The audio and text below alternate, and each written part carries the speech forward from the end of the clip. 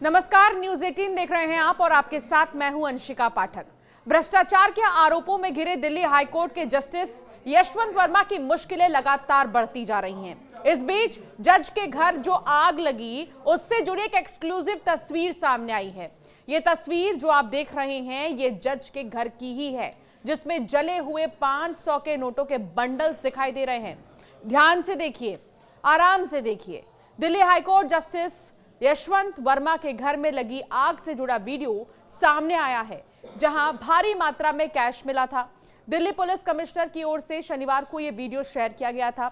Video ऐसे समय आया है जब लगातार यशवंत वर्मा की आलोचना हो रही है और साथ ही वीडियो के सामने आने के बाद दिल्ली हाईकोर्ट के मुख्य न्यायाधीश DK उपाध्याय ने जस्टिस यशवंत वर्मा के सरकारी आवास से नकदी मिलने के मामले में भारत के चीफ जस्टिस संजीव खन्ना को एक रिपोर्ट सौंप दी है।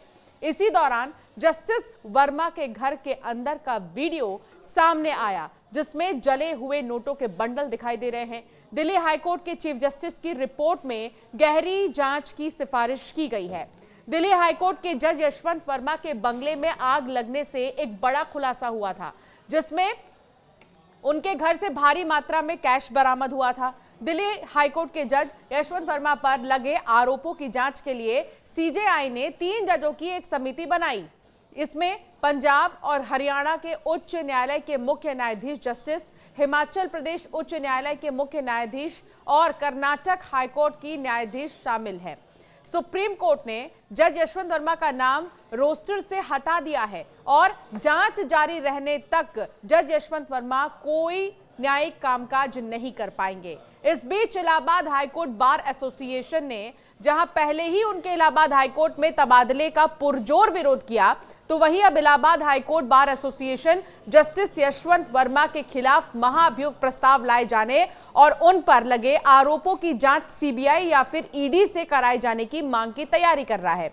इसके लिए बार एसोसिएशन ने सोमवार यानी कि 24 मार्च को लाइब्रेरी हॉल में जनरल बॉडी मीटिंग बुलाई है, जिसमें जस्टिस यशवंत वर्मा के खिलाफ महाअभियोग लाए जाने और उन पर लगे आरोपों की CBI या ED से जांच कराए जाने का प्रस्ताव लाया जाएगा, कहा है। इलाहाबाद हाईकोर्ट बार एसोसिएशन के अध्यक्ष सीनियर एडवोकेट अनिल तिवारी ने कहा है कि जस्टिस यशवंत वर्मा के खिलाफ महाअभियोग लाए जाने को लेकर कई वकीलों ने उन्हें पत्र भी लिखा है।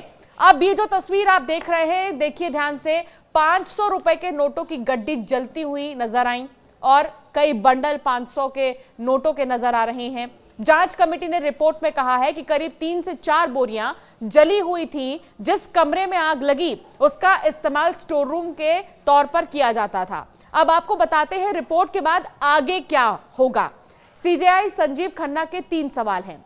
घर के परिसर में मिले इतने कैश को जस्टिस वर्मा कैसे जस्टिफाई करेंगे? जितनी भी रकम मिली है, जस्टिस वर्मा ये भी बताएं कि उसका सोर्स क्या है।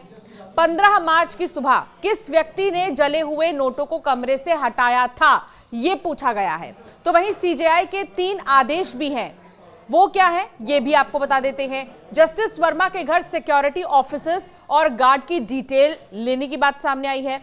पिछले 6 महीने में जस्टिस वर्मा की ऑफिशियल और पर्सनल कॉल डिटेल्स निकाले जाने की बात भी सामने आई है और जस्टिस वर्मा से अपील की गई है कि अपने मोबाइल से मैसेज या डेटा डिलीट ना करें। चलिए अब आपको बताते हैं कि अगर किसी जज के घर इस तरह भारी मात्रा में पैसे मिलते हैं तो क्या होता है, और अगर वो कैश से जुड़ी जानकारी नहीं दे पाते तो क्या होता है। आखिर जज को हटाने की पूरी प्रक्रिया क्या होती है, इसे भी समझिए। हाईकोर्ट के किसी जज को केवल 2 वजहों से हटाया जा सकता है। पहला, अगर जज ने अपने पद का दुरुपयोग किया हो या भ्रष्टाचार में लिप्त हो। दूसरा, अगर जज मानसिक या शारीरिक रूप से अपनी जिम्मेदारियों को निभाने में असमर्थ हो। संविधान में हाईकोर्ट के जजों की नियुक्ति राष्ट्रपति द्वारा की जाती है, इसीलिए हटाने के लिए भी राष्ट्रपति की मंजूरी चाहिए होती है। दरअसल भारत में हाईकोर्ट के किसी जज की नियुक्ति पद की शर्तें और हटाने की प्रक्रिया भारतीय संविधान के अनुच्छेद 217(1)(b) और अनुच्छेद 124(4) में दी गई है। इस प्रक्रिया को महाअभियोग कहा जाता है, जो बहुत जटिल है। तो वहीं हाईकोर्ट के जज को हटाने के लिए जांच प्रक्रिया जजेस इंक्वायरी एक्ट 1968 में दी गई है। हाईकोर्ट के जज को हटाने की प्रक्रिया का पहला चरण क्या है उसे समझिए। किसी भी हाईकोर्ट के जज को हटाने के लिए राष्ट्रपति को एक प्रस्ताव मोशन फॉर रिमूवल भेजा जाता है, जिस पर मंजूरी मिलने के बाद जज को उनके पद से हटाया जा सकता है। हालांकि प्रस्ताव पेश होने से लेकर राष्ट्रपति की मंजूरी तक के बीच एक लंबी और जटिल प्रक्रिया है। इसे सबसे पहले संसद में पेश करना पड़ता है। यह प्रस्ताव लोकसभा में पेश किए जाने पर कम से कम 100 लोकसभा सांसदों और राज्यसभा में पेश किए जाने पर कम से कम 50 राज्यसभा सांसदों के हस्ताक्षर के साथ प्रस्तुत किया जाता है।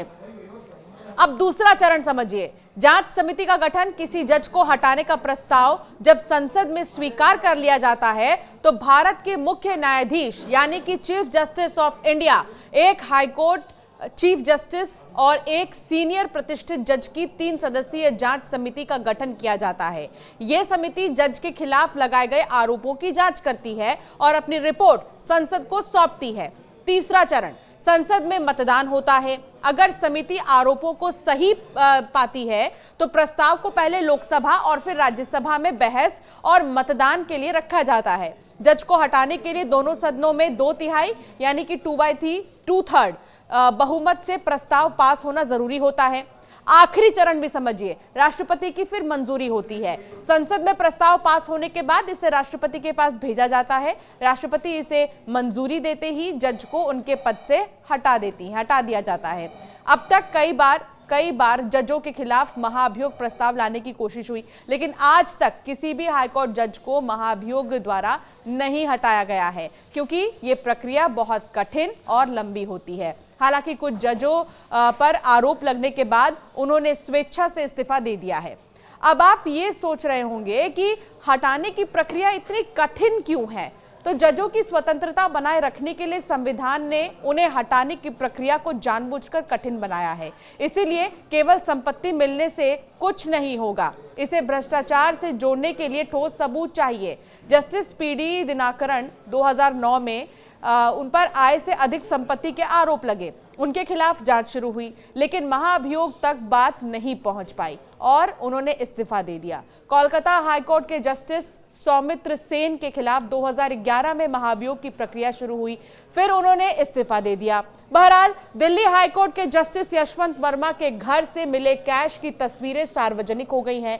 दिल्ली हाईकोर्ट के चीफ जस्टिस डीके उपाध्याय ने इंटरनल इंक्वायरी के बाद सुप्रीम कोर्ट को 21 मार्च को रिपोर्ट सौंपी थी। 22 मार्च की देर रात सुप्रीम कोर्ट ने रिपोर्ट सार्वजनिक की। इसके साथ ही 3 तस्वीरें भी जारी की गई हैं। इनमें 500 रुपए के जले हुए नोटों के बंडल दिखाई दिए।